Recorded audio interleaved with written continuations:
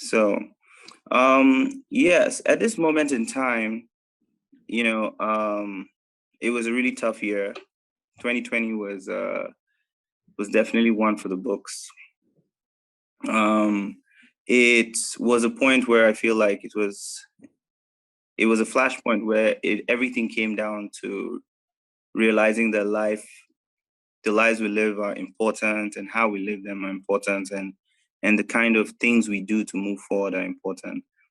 So at that time, with the George Floyd situation, what happened, I was in solidarity. One, as a Black person, I understood what it meant to experience, you know, being on the bottom of humanity, not being taken care of, and I've definitely felt the protests were needed to voice out at the time the frustrations of Black people in America. And outside of that, also was just the fact that, what they were fighting for was not just for Black people, but for people of minority, people of color. You know, um, at the end of the day, you're fighting for your fellow human being. So that was what the experiences or the things I was dealing with at the time. Um, One of the things that I really wish I had more opportunity to do was to really go out and take more pictures. But because of 2020, I got stranded, and I had to get and I was working most of the time. So, you know, but whenever I got a chance, I tried to get out there to see and show solidarity to what was going on in New York. Is there anything particular you remember about that day? Honestly, I remember just, it was my free day from work.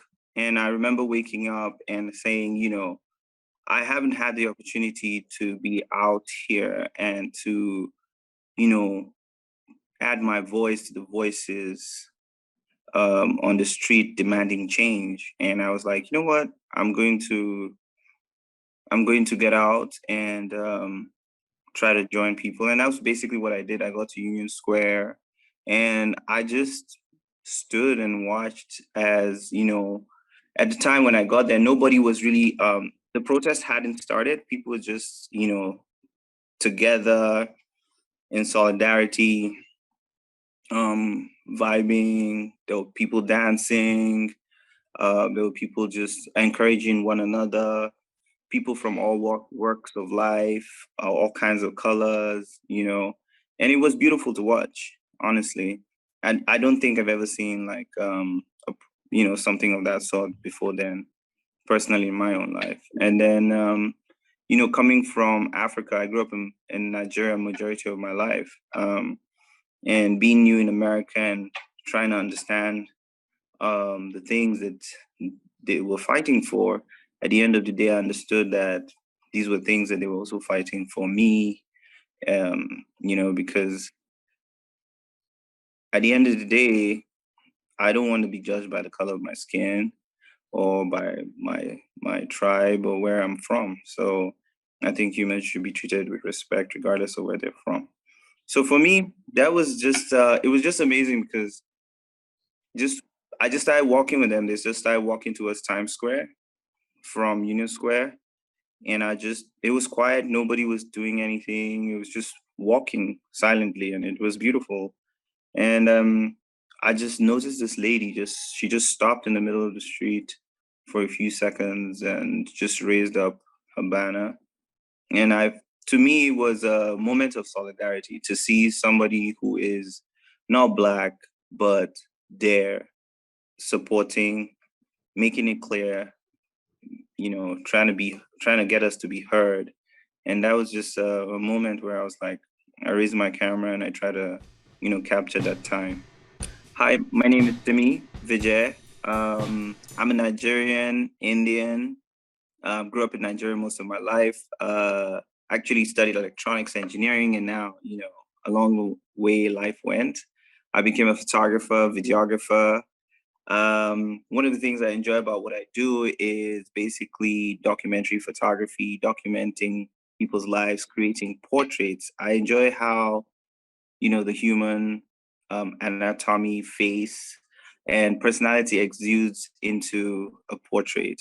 And I am somebody who loves to explore, travel. I think the areas of like my photography that capture my mind the most and bring up a lot of curiosity is around the intersections of culture, identity, immigration, and just who are we as human beings, how we exist in today's time, and how the effects of the past that have to do with the way history has shaped us for today.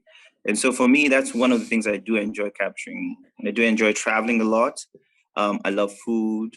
I love meeting new people, people from different walks of life, with different ways of looking at the world. But at the end of the day, I hope my work um, brings insight into the people that I photograph, brings insight into their lives, and maybe one day help somebody that doesn't know anything about someone from a different country, from a different culture, and different walk of life, give them some insight that they take away and learn how to interact and be better humans.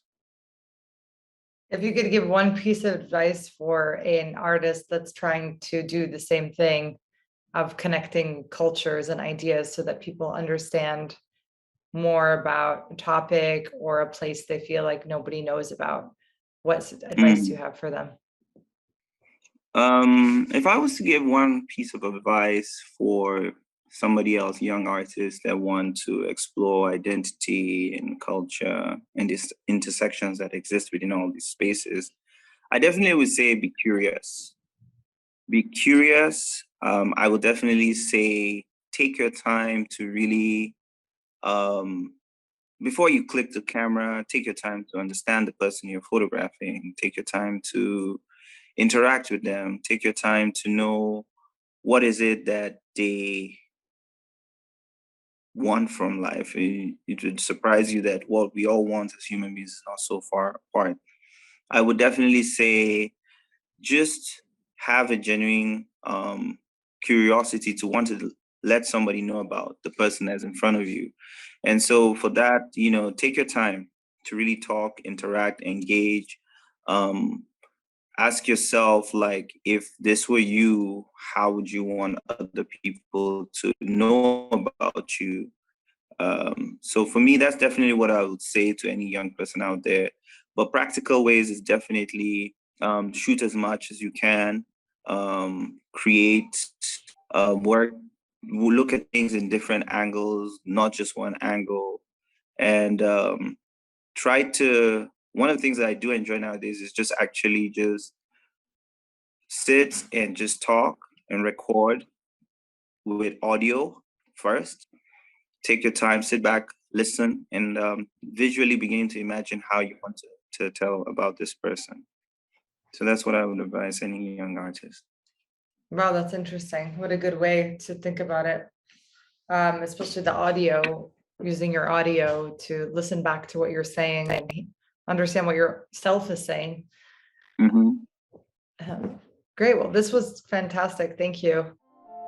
Hey folks, I hope you enjoyed the episode. If you're interested in learning more about the photographer, you can check out more of their images and stories on our website, scop.io, and buy our book on any major online retailer or your local bookstore. Tune in to our next episode. And don't forget to subscribe. See ya!